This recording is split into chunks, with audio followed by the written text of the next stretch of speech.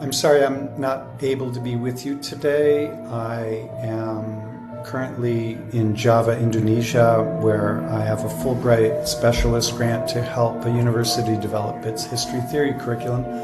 I'm grateful that you're carrying on without me and taking care of business back at home. Here's a quick presentation of our approach to the thesis seminar this semester. It builds on ongoing discussions. We just tried to be more explicit and clear about our approaches this semester. It seems to have been partially successful, thanks to the work of this excellent team that we had with us this semester. This is a representation of the first 3 chapters of the thesis book that I'm going to be referring to. The first chapter is really about introducing the problem, defining the challenge, looking at the forces and conditions. The second chapter looks at the prior work of others for hints at promising approaches that might be effectively brought to bear on the design testing that is cataloged in chapter 3. At least that's how the readers experience it. The authors, in order to make sure that the problem defined is linked up to the design that is resulting, we look at it differently. So with the great benefit of greater coordination and design research course continues to emphasize design testing. It's not yet at what we'd expect from a thesis studio 1, but we can push in that direction where students are actually testing ideas through the methods of design and being explicit about those methods of design.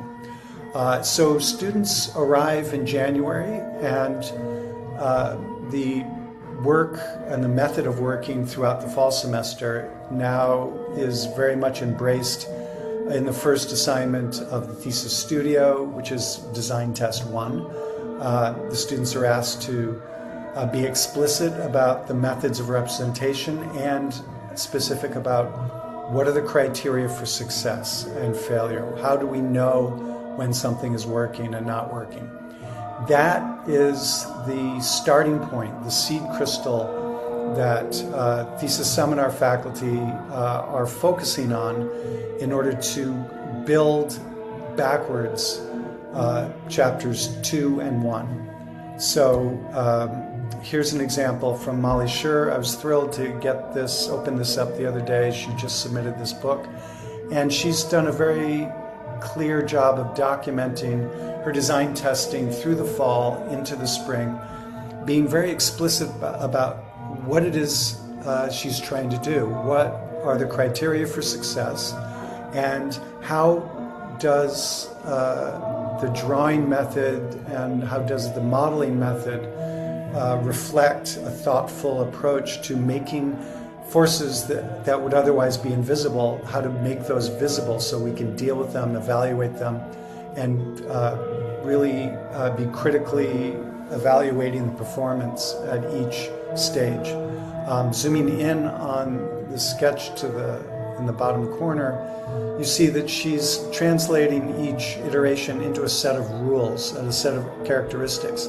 And she's actually going so far as to quantifying the performance on a scale of 0 to 10. She didn't do that consistently throughout, so we're not going to dwell on that. But she really is developing an awareness of when certain attributes of spatial experience are present and in more or less clear and strong ways. And so she's using that to inform the way she's modeling and what the design actually is through these different visual methods at each stage. Now, with that clear development of design testing, with the explicit articulation of the criteria, those criteria then become available to constitute the conclusion, or at least the draft conclusion of chapter 2.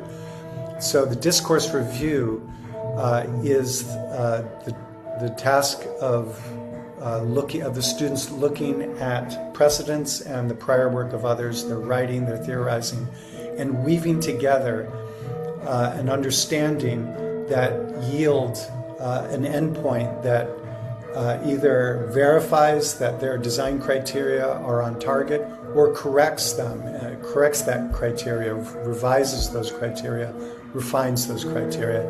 And this is happening simultaneous with further testing.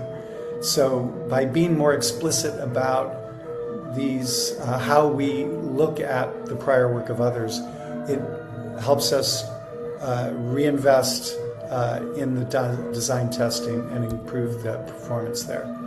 So at the very end of chapter 2, Molly has revised her criteria. She's identified these 4 verbs and these sketches that go along with it. And she literally writes the final paragraphs of chapter 2 as a way of capturing what is most operative in the evaluation of these 4 criteria that she's summarized. With that well in hand, she can then go back, look at the prior work of others, look at the way people have theorized these phenomena, and weave together a discourse review that helps her improve her understanding of criteria. So she's looking at the work of Aldo van Eyck, famously working with interior streets and transitions between different zones of the orphanage. She identified these forces at work while visiting the Guggenheim in Bilbao last year, and she's using these lenses, this understanding of transition spaces, to look at the work of Alvar Aalto through 2 different lenses, one of a person who lives there and the other as a guest. So whatever method she's developing here, it is constantly helping her see with greater clarity in her own work when the design is doing what it's supposed to do and when it's falling short. And so with that understanding, we turn our attention to the forces and conditions most productive of informative design testing. And so by this point, a site is chosen, the program is identified, but with a more explicit and clearer understanding of the specific forces and conditions. What problem is this design solving? That the chapter 1, defining the challenge, can be written in a way that clearly emphasizes those forces and those conditions. And so Molly has chosen the program of co-housing because it is a juxtaposition of private spaces and different gradations of sharing throughout the co-housing complex, which as a very perfect way to test these ideas of what a threshold can do.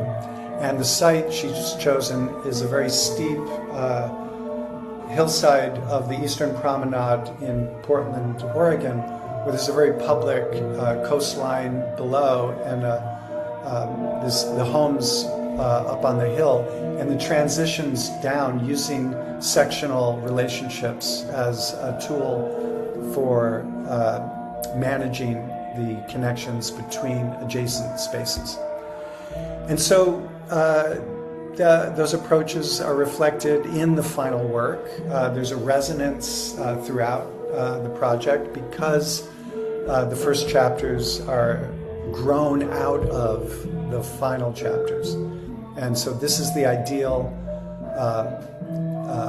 outcome, the ideal approach that we really feel like we can meet students where they're at the beginning of January, introduce them to these